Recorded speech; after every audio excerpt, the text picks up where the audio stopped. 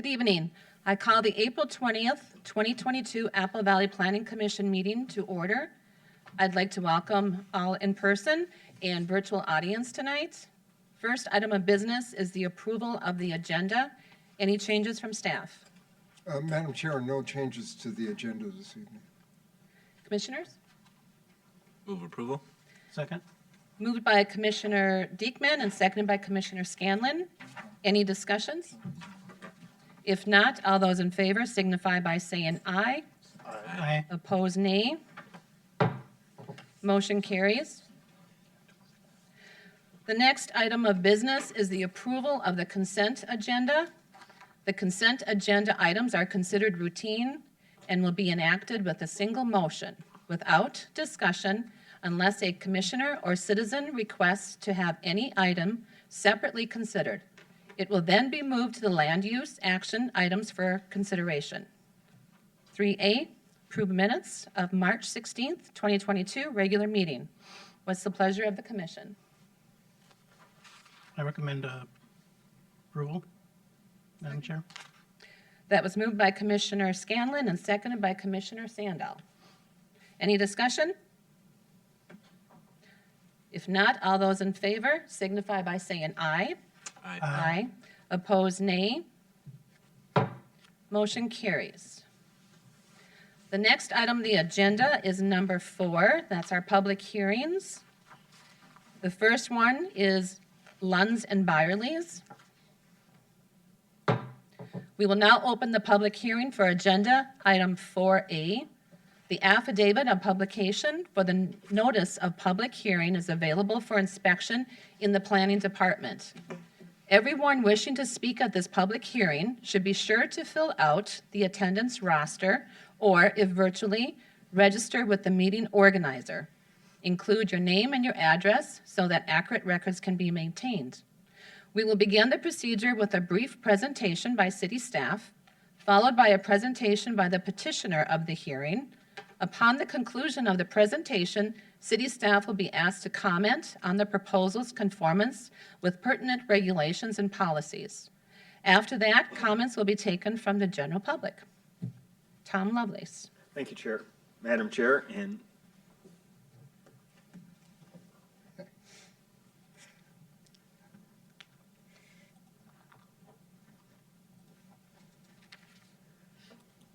so what you have tonight, a request for a replat of Outlot E, Orchard Place Second Edition into 3 lots, and then also site plan building permit authorization to allow for 44,600 square foot grocery store on this roughly 6-acre Lot 1.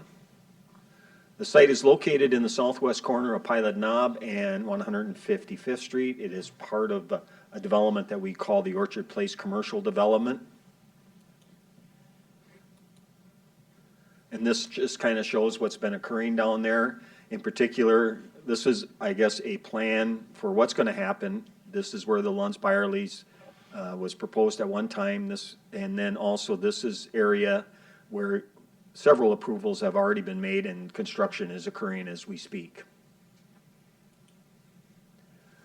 This is the Orchard Place Second Edition final plat, and again, Outlot E is the location of the proposed Lunds Byerlys. Lunds Byerlys will be taking down creating a lot that looks like this with 2 lots located, one in the southwest corner and one in the southeast corner for future development. They've not indicated any proposal or any development associated with this request.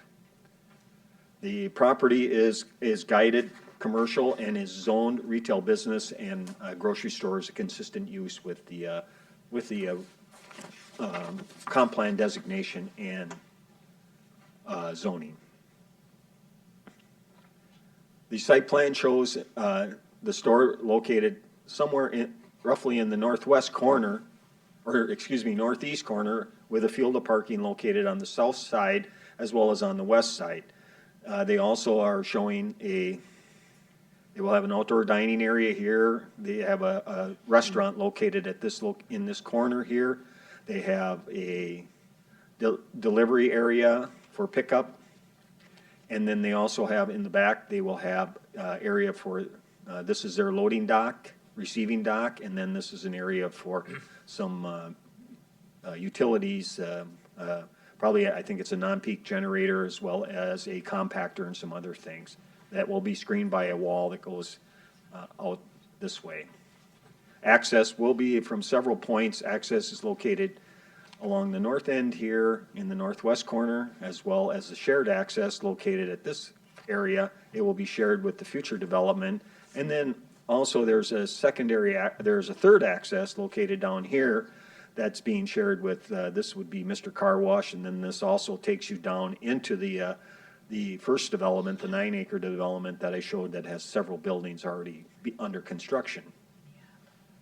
Oh, I just want to go back. One thing that we noticed that they've done a fairly good job with the sidewalks, except the one thing is that we would ask that the sidewalk connection be extended to make the connection to the bituminous pathway along the south side of 155th Street. And then the other one is that this is the outdoor dining area. Just wanted to emphasize that they will be serving liquor there. Generally, we require that if there's liquor, that it should be fenced in. They had shown, I think, some planters located here, but we'd like to see decorative fencing around that outdoor dining area. Also, I think they should adjust the sidewalk somewhat because it goes right into here, and then if you want to maneuver around this area, it can become a challenge. So maybe bringing it down a little bit farther to kind of connect with the front of the building. Grading plan, pretty basic. Again, I always say this when we're looking at the Orchard Place development, that the site has been reclaimed as part of the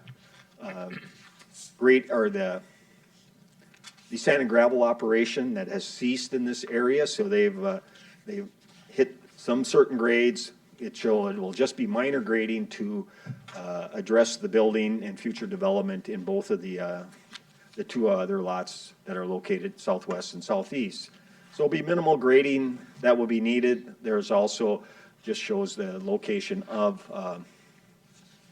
the storm sewer pipe. The one thing that we would like to see is the addition of a berm along the north side of the building. That area is a pipeline easement, a rather large pipeline easement. In the discussions that I had with the pipeline company, they're amenable to putting in a berm and possibly putting in some additional shrubs or some type of plantings to help further the screening of the back building, even though they are showing that they're providing for a wall on either side here, but it tends to be a lot of activity back here with deliveries and such. Utility plan, pretty basic. All it has to be is extension of the utilities to the site to serve the grocery store. Landscaping, again, adding a landscaping to the back of the building as well as in the berm area. And I think they're probably a little light on meeting our 2.5% requirements, so we'll work with them to try to up that landscaping and to get them to meet the minimum requirements. And this is, I just wanted to emphasize, part of the berm because we think that's important and essential to the development over here. And if you are familiar with the Cobblestone Lake Target area, there is a berm, also a pipeline in the back of the Target store, and you can see that they were able to construct a pretty significant berm and plantings in the back. I was surprised. I was just talking with someone that surprised at the amount of trees, deciduous as well as conifers in the back there, because they're pretty restrictive, the pipeline company, on the types of vegetation that can be put back there, but there must have been some negotiation with the Magellan company between Target and probably Ryan companies to get have that landscaping back there. And this is kind of what it looks like back there. I think it would be a great addition as part of the development of the Lunds Byerlys. And just another look. This is the building elevations and mentioned what the building materials will be in the staff report. No issue with any of the building materials. It will be, I think, a pretty nice building, nice addition to the city. This is just kind of a little bit better look at it from the south. This is the east, and this is, again, you can see the mezzanine area and the dining area with the outdoor dining area located here. This is the back. You can see that there will be screen walls back here on the north view. And then this is also the pickup area located on the west side.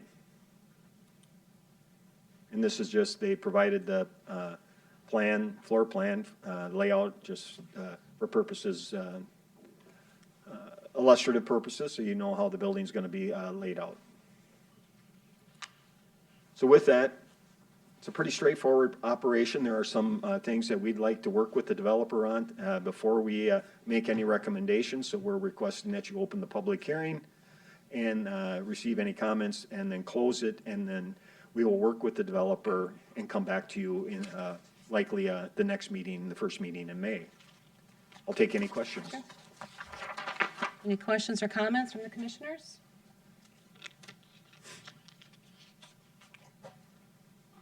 Commissioner Scanlon? Chair, Tom, I had a question. You mentioned there's 259 59. parking spots? Are they under or over? They are probably over. I think they did a pretty good job. Usually we will calculate, we do a kind of a general calculation with retail space and take retail times, and then we take out about 15% of the retail space, and that's not included in our calculation because that's areas where customers can't gain access. So that we take that out, but they have done they did a job. They've listed in more specifically. So if it was needed, they could certainly probably drop it. But I'm going to probably, if they were to answer that question, nope, that's more than enough. Based on our calculations and our review of our other stores, those are the numbers that we need. Okay. And then this leads to the next question. That was the pedestrian access on the north side where the seating area is? Pardon? Where you were going to have where they were going to have the outdoor seating, dining? Okay. So this area here? That area there. So if you'd move the sidewalk down over, it's still going to be within the seating area. So I guess my thought is if they lost some, it would probably be about, was it 8 or 9 parking spots in the front and then just widen the sidewalk in the front? And then they wouldn't have any impeding of the access to that adjacent sidewalk and allow you to do the Sure, we could take a look at that. that was just a thought. I mean, 'cause Yep. we've got plenty of parking spots to, so people then aren't going to be walking out into the street to then get back onto either the All right. store way or what have you, so. Yep, we'll take a look at that.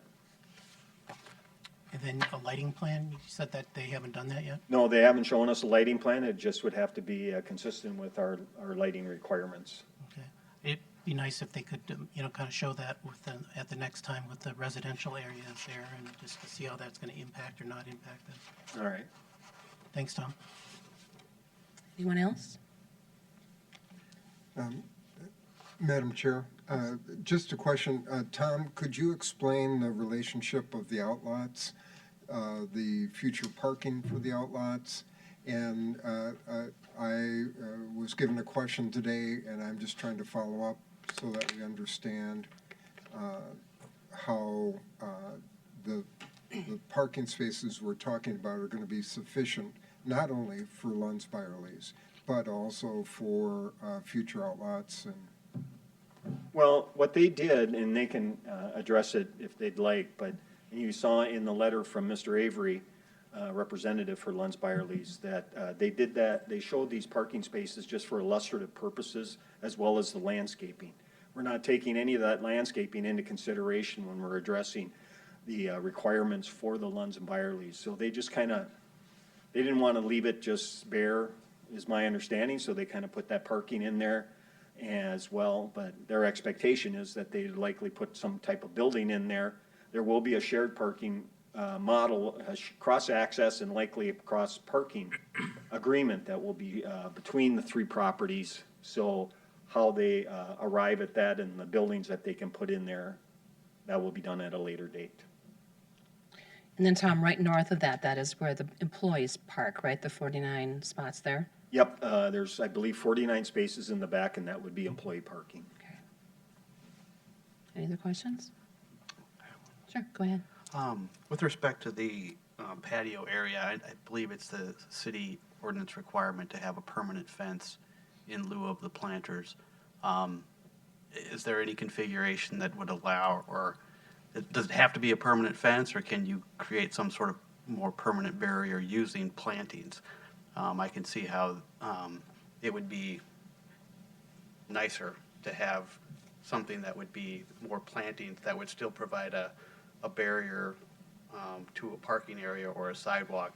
But again, if it's a hard and fast rule required by the ordinance, I just think that, I don't know, I think the use of planters is a very nice way to create not only a separation between the space, but it's also aesthetically pleasing. Sure, I understand that, but the one thing we related anytime, if this was just an outdoor dining area where no alcohol was served, then the planters would probably be sufficient. But I think we want that barrier when there's some alcohol and they're looking to serve beer and wine in that location. And so we like that line of demarcation by a decorative fence at a minimum. Now, we could probably take a look at it, maybe be a combination of planters and fencing, but that's the reason. So if there was no alcohol being served there, then the planters would be sufficient. We wouldn't have an issue with it. And I get that that's the way the city approaches this, and the ordinance requires it. But, you go to downtown bars and restaurants, and you don't have that fence separation, and it's, to me, the aesthetics of it, sometimes a combination of planters can be more aesthetically pleasing, Sure. so. We'll talk with them about it. Anyone else? Would the petitioners like to speak at all? Thanks, Tom. Hi, Madam Chairperson and Commissioners. It's a privilege to be here. I'm Mitch Avery, and LB Apple Valley Incorporated is a sister company of Lunds Byerlys. With us here from left to right, Rachel is from Ryan Construction, our construction company. They'll be doing the work here on this project. Jason, who's with Shea Architects. Shea has done all the work on all of our Lunds Byerlys stores for many years. And Eric is with Kimley Horn, who has done a lot of the work not on this site as well as other sites for us. So we're pleased we can answer any questions, but I think you've hit on some of the hot topics already. We appreciate the comments about the planters, and we want this to be a first-class project. We added a lot of glass. We've done a great job, we think, with the exterior materials, but offering things like planters and green spaces, things like that, are something we would really appreciate the opportunity to do. Making it safe and yet offering something just a little bit different and a little more upscale and a little more comfortable, especially because we think that Pilot Knob roadside is going to be a real visible, a billboard to us as a business, but also for the city of Apple Valley. So again, if there's any questions that we can offer, otherwise the outlots, we hope and anticipate that before we open up for business with Lunds Byerlys, that we have something to come back to you on. But obviously the Lunds Byerlys is a bigger project, so we're trying to get that started first. And we're working on the outlots right now with the leasing. And our plan is to hold this as a family investment for years to come. So the outlots would be, at least our plan is to hold them and develop them. Does that help? It does. And I agree with you. It is a first-class building. Oh, good. It's We're excited very, about very, very that. beautiful, yeah. Anybody have any questions or comments? Sure, go ahead. Just had one question. What is your timetable for those that are watching and curious on what Well, you're as soon looking as at? possible. How's that? That's pretty We're working on June of '23. I'm sure we ordered steel. We started ordering for roofing materials and steel in October, November, December. So that gives you an idea as to what's happening in the supply chain. We're working on a store at Highland Bridge in the Ford redevelopment site right now, and we're able to keep on time and on schedule, but it's a lot of extra work, as you can probably imagine. So we're hoping for that June time period of '23, and we believe, especially with Ryan working with us and reordering materials, that hopefully we can get that done and accomplished. But yeah, we're very excited to open in Apple Valley. Thank you. Yeah, thanks for the question. Anybody else? Well, we're excited to have you too. So again, thank you for investing in Apple Valley. Look forward to it. Well, thank you. Thank you. I'll pass that on. Madam Chair, I had one question. The outlots, what typically follows Lunds or likes to pair with Lunds? Can you kind of elaborate again, because we're trying to anticipate what's going on with the outlots, what the parking demand is? I think I had conversations with a person that probably you did today too.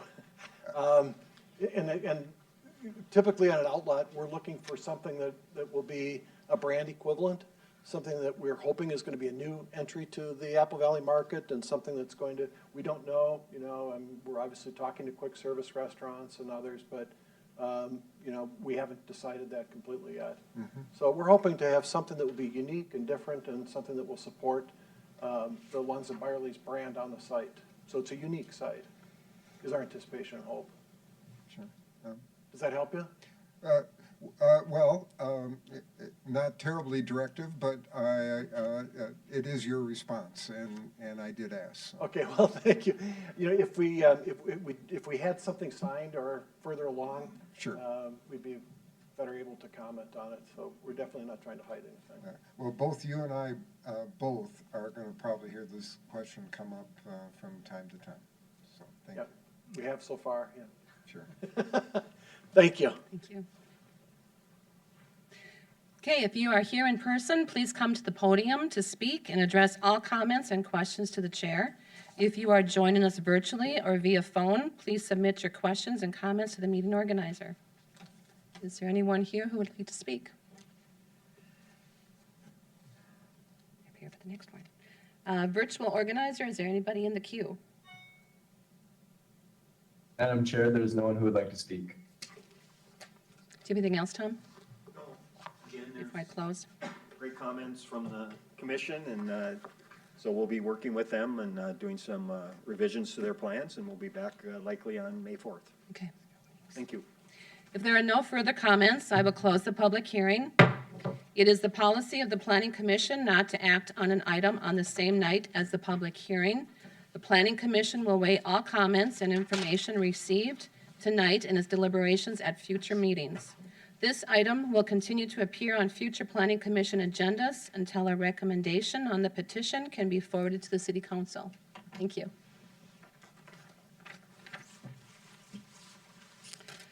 Okay, we have one more public hearing. And that is number B, or letter B, and that is Woodwinds. And that's Alex, and I'm going to open up the public hearing again. We will now open the public hearing for agenda item 4B. The affidavit of publication for the notice of public hearing is available for inspection in the planning department.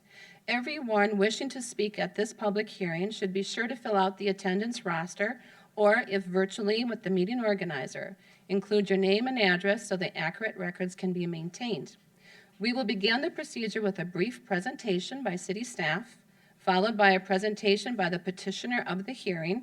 Upon the conclusion of the presentation, city staff will be asked to comment on the proposal's conformance with pertinent regulations and policies.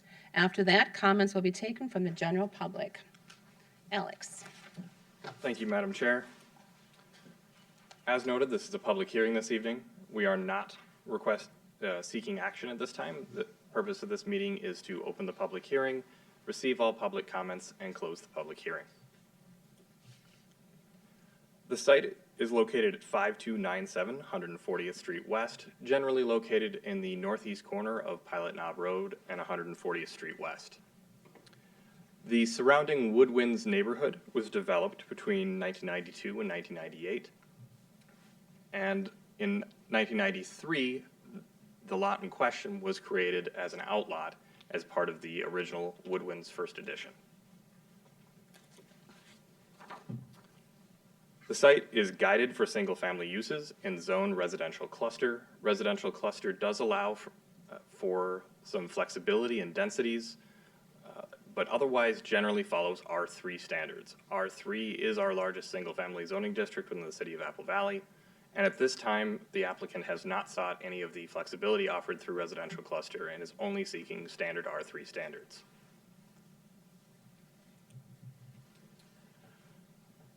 The existing site, and it can be a little bit difficult to see, so I'm actually going to move to the next photo,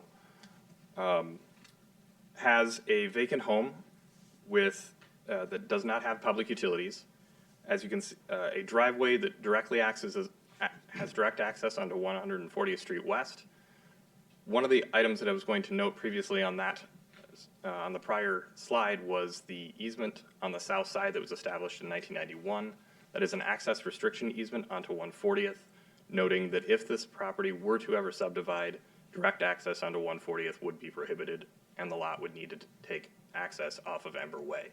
This was established in that original plat when the neighborhood was first applied for and developed. There are over 150 trees in the property. However, the majority of these are in either poor or fair or poor condition and are often scrub trees. There are quite a few large oak trees that are in very good condition that I'll get into a little bit later in the presentation when we are going through specifically some of the tree inventory. One item that I did wish to note, and that staff report notes, is that staff did contact the Dakota County Historical Society to ensure that the home on site and the property did not have historical significance. After a fair amount of research, they found that there was no historical significance to that home or property.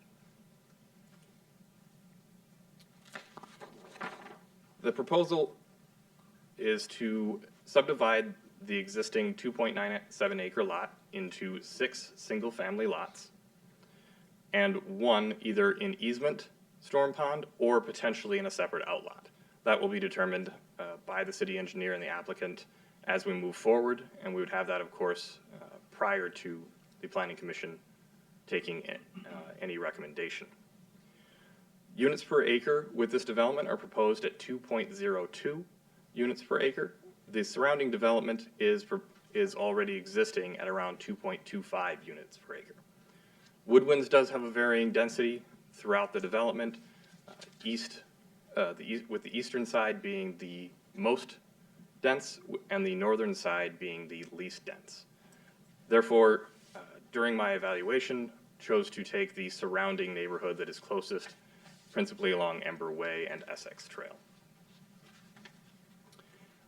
Two items of note that the applicant will work on is that there is a 40-foot setback on lots 3 and 4 off of 140th Street West. This is because 140th Street West is a minor collector.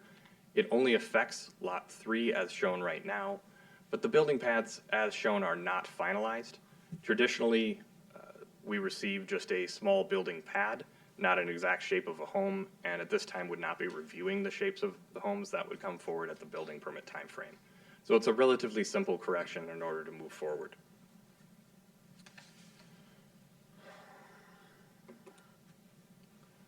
One item of note with this project is that city staff is suggesting that a condition that a sidewalk be installed along the cul-de-sac. This is pretty standard for our new developments. In fact, our comprehensive plan and city code both have requirements requiring for sidewalks in new developments. We don't have a provision for infill developments like this. However, it has been a consistent condition from the city in the past. I chose to create this graphic because I think it helps show that there is a gap then created up to Essex Trail, and the city would propose to work with the homeowners at 13910, 13906, and 13902 Ember Way, which are these 3 homes here, to connect it up to Essex Trail. As the city would be placing this as a potential requirement, that would be a gap project and there would not be assessments to those properties. When a neighborhood requests sidewalk coming in, there can be assessments. However, in a case where the city is requiring it, is traditionally not required. As I noted previously, the lot is heavily wooded. The applicant has submitted a complete tree inventory, which does note the condition and number of trees on the property. City staff does need some refinement of this in order to be able to go through and evaluate a little bit more closely. We'll be working with the applicant to obtain this prior to any recommendation from the Planning Commission. That said, we are able to get some relatively preliminary results. There are quite a few large oak trees in the property, and I will go into a little bit greater detail on those in just a moment.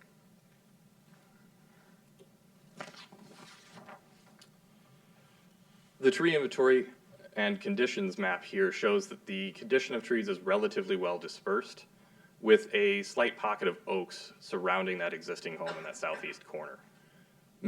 Some of these will need to be removed in order for the development to proceed. Some of these would need to be removed as part of the stormwater pond. However, and you'll see on the next graphic, there are efforts to preserve trees, particularly these large oaks, and the trees abutting neighboring properties.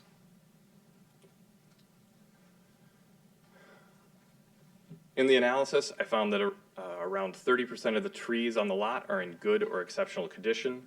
This does not take into account species, so some of these are scrub or volunteer trees that I note. 40 to 50% of the good or exceptional trees would need to be removed as part of the project. However, there is tree replacement requirements for this. The applicant will be required to supply a tree replacement, whether it's a diagram with the exact locations or at least the caliper inches that would need to be replaced on site. In addition, all single-family lots do require one tree to be planted per lot, so that would be in addition to replacement requirements. The key note to take from this diagram, however, is that many of the trees that abut adjacent properties are planned to be saved. Those that are not are either in poor condition or sometimes in fair, but the notes specifically state that they may provide or pose a danger to neighboring properties, as there's hanging limbs or dangerous voids in some cases, is what was noted on some of those trees. So predominantly the areas, the bounds of the project, which are shown in green, are meant to protect the trees behind it unless there is something actually impaired about the individual tree. The trees surrounding the circles are those that are the larger oaks that are attempting to be maintained, and the city will evaluate whether that'll be possible as part of our ponding. Grading on the site does have a slight grade to that southeast corner, which is why the pond was chosen in that location. The grading plan is its intention is to utilize those existing grades to funnel the water towards the stormwater pond. It would be a public stormwater pond, as it would now take water from Ember Way and the new cul-de-sac. So the city would take possession either through easement or through a outlot, as I noted previously. This would be the final drainage plan. This will need refinement, as I noted previously. The pond will likely change shape. Where discharge occurs will likely change as well as part of the evaluation, and the city engineer and the project engineers will work forward with that, and we will have something prior to the Planning Commission providing a recommendation.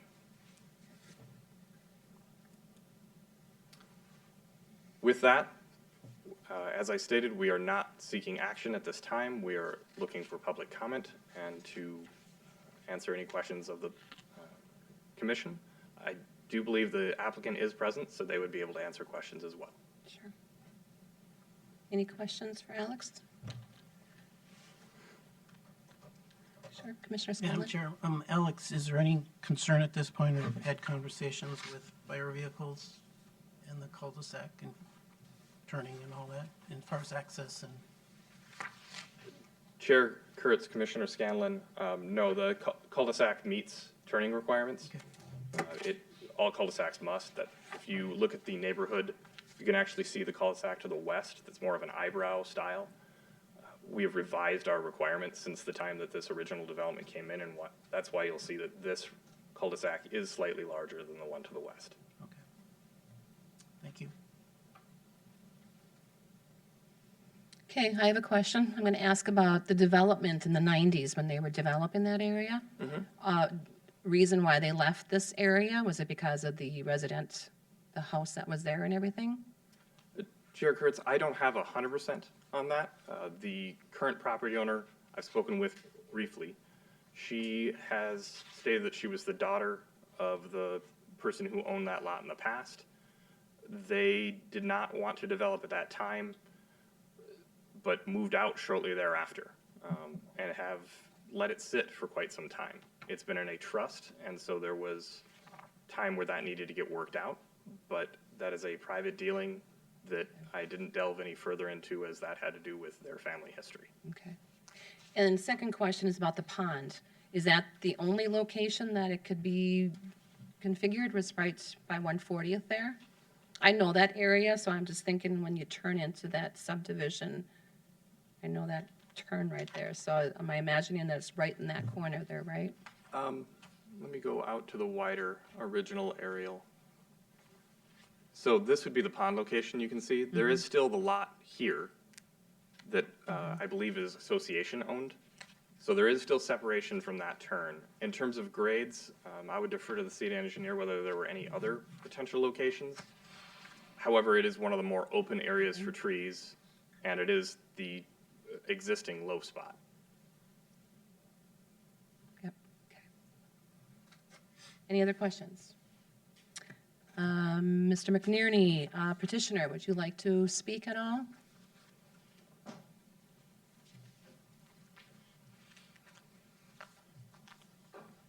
Good evening. I'm Bob McNerney, Lakeville builder, a local person. I don't have a lot to add. I think Alex covered it pretty well. I'll answer any questions that you have. Okay. Any questions for Bob? No? Guess not. All right, thank you. Thanks, Bob. Okay, then, if you are here in person, please come to the podium to speak and address all comments and questions to the chair. If you are joining us virtually or via phone, please submit your questions and your comments to the meeting organizer. Is there anyone who would like to speak?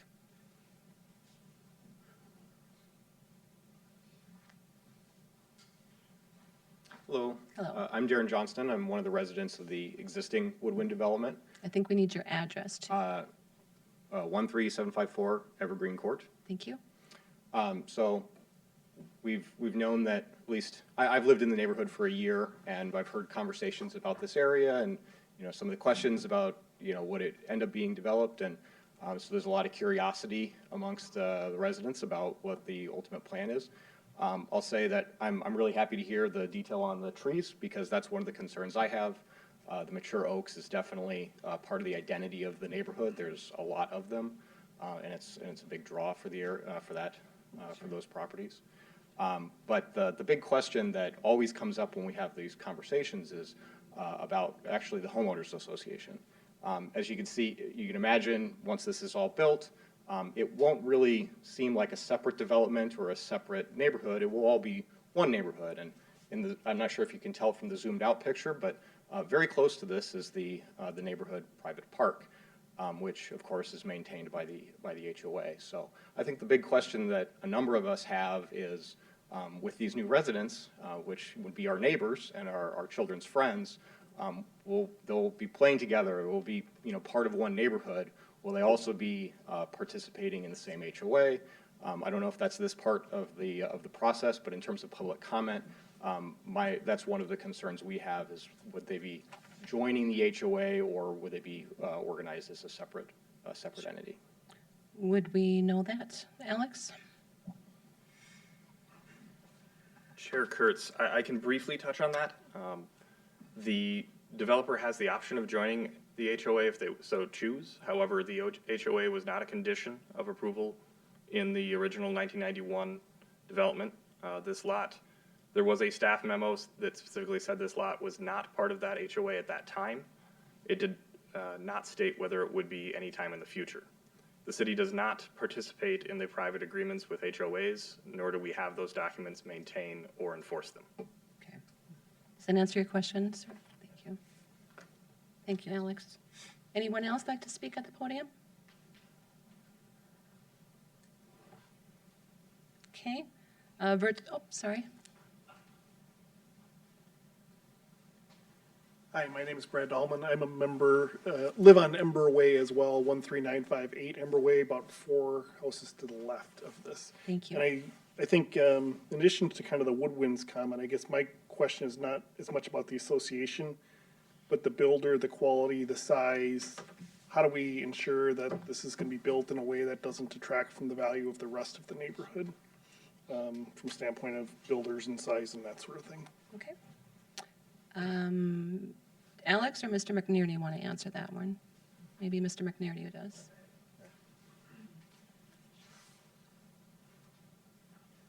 We will have covenants and restrictions for the neighborhood. There'll be size limits.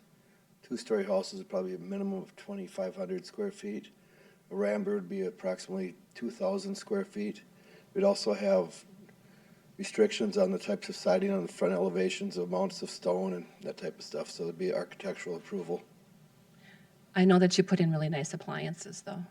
Thank you. Is that it? Does that answer that? Yes. Any other questions?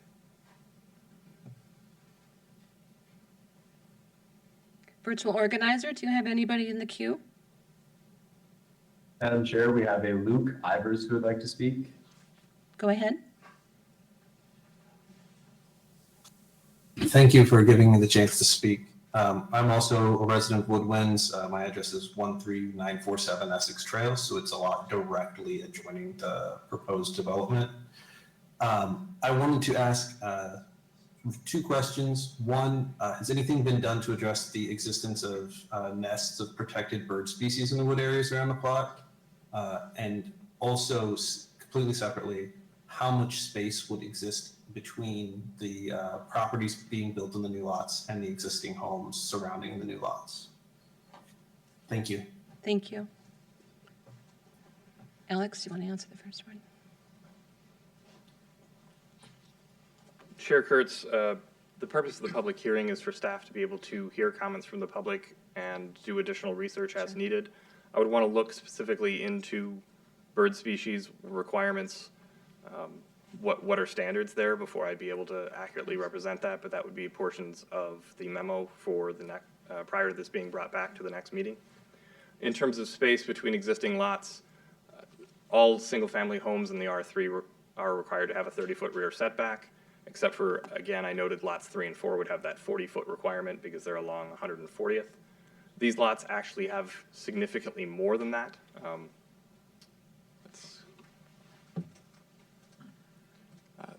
It can be difficult to see, particularly if you're watching online right now, but there is these small dashed lines, those are the setback lines. So that's 30 feet, and you've got significantly more beyond that 30 feet, probably around another 30 to the rear property lines. And you have that on any of the adjacent homes. That's not a requirement of the city. However, it is a benefit of having a slightly larger area to develop in for 6 lots. Mr. Chair, Alex, if you could respond to the side setbacks as well for the neighborhood generally and this location. Certainly. Madam Chair, side setbacks for single-family residential in the R3 are 5 feet for garage side, 10 foot for house side. So what that means, and I'm going to use one of these lots as an example, is this is the garage of the home. This distance from here to here only needs to be 5 feet. However, this is now the house side of the home. This must be 10 feet. And what this is meant to do is provide greater spacing as you go along. There is the exception of these 2 lots as they are considered corner lots with a street side setback that requires 20 feet from the street side lot line. So in this case, regardless whether it's a garage or home, you must have 20 feet from this lot line. Right now, all of these lots are within conformance of R3 standards, minus the lots 3 and 4 pieces, or lot 3 that I noted on that 40 feet. Okay. Thank you. I should also touch on, much of the Woodwinds did take advantage of having reduced front setbacks. Standard setback for front setback is 30 feet. There are areas of the neighborhood, although not in this immediate surrounding, but to the east side of the entrance in the neighborhood that were reduced down to 20 feet. Okay. Commissioner Scanlon?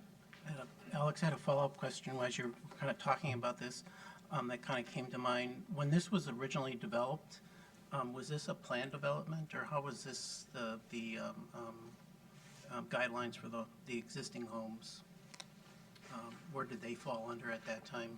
Chair Kurtz, Commissioner Scanlon, no, this was residential cluster. I don't have the history of when the city adopted residential cluster, but we, off the top of my head, I can provide that, obviously. But we created that zone to offer some flexibility as long as there was a discernible public purpose, is what I believe the code says. When that's not being utilized, there is not a public purpose requirement. They must meet R3 standards. So this was, I wouldn't say a predecessor to a planned development by any means, but it's planned development light. Okay, that helps. No, thank you. Okay. Did you have a question, sir? You got up before.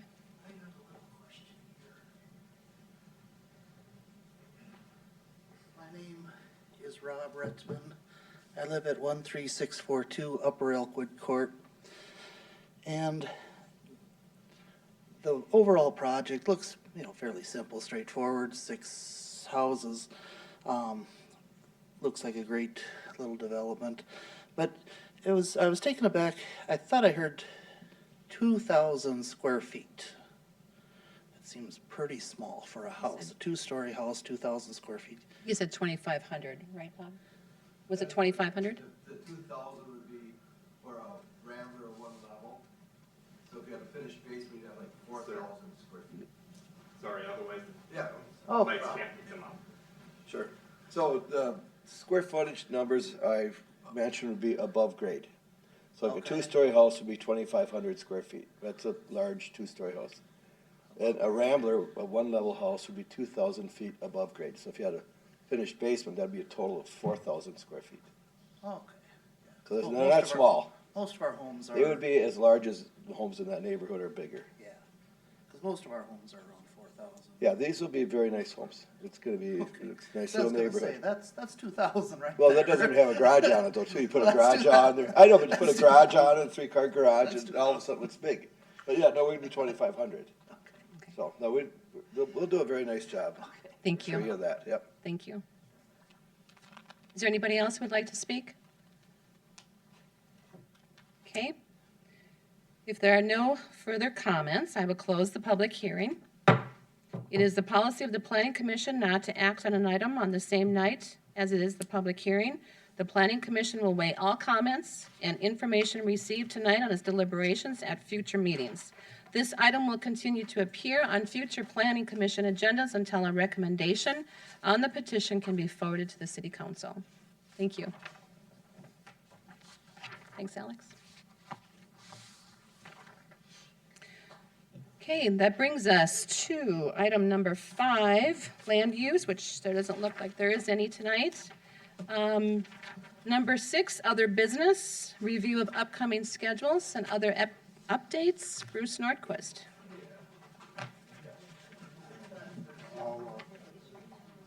This will be a pause to allow the group. Madam Chair, the next city council meeting is Thursday, April 28th at 7. The next planning commission meeting is Wednesday, May 4th at 7. And I just wanted to make you aware, as it relates to the city council meeting next week, that the schedule includes consideration of filling the planning commission vacancy that we've had for some time. So you'll notice we've been putting out 6 chairs for the 6 commissioners, and there will be a 7th perhaps by May 4th. That'll be nice. Yeah, and those are my only updates. Okay. Commissioners, anybody move? Move adjourn. Second? Okay, that was by Commissioner Diekman and seconded by Commissioner Scanlon. All in favor, say aye. Aye. Oppose, nay. Motion carries. The meeting is adjourned.